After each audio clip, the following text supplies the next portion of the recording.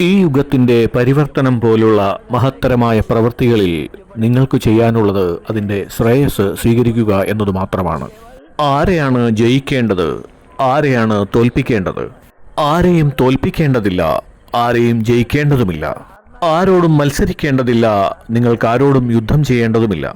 ആരെയും കൊല്ലാനും തകർക്കാനുമൊന്നും നിങ്ങൾ പ്രയത്നിക്കേണ്ടതുമില്ല. വിജയം കൈവരിച്ചതിന്റെ ശ്രേയസിനെയാണ് നിങ്ങൾ പ്രാപിക്കേണ്ടത്. അർജുനനെ പോലെ നിങ്ങളും ജീവിത വിജയത്തിന്റെ ശ്രേയസ് പ്രാപ്തമാക്കൂ.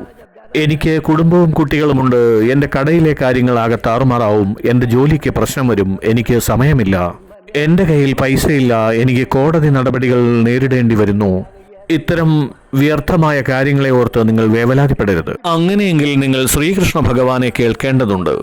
ഭഗവത്ഗീതയിൽ അദ്ദേഹം ശാസനാപൂർവം പറയുന്നു, തസ്മാത് യുദ്ധായ യുജസ്വ, ലഡ് ലഡ് ലഡ്.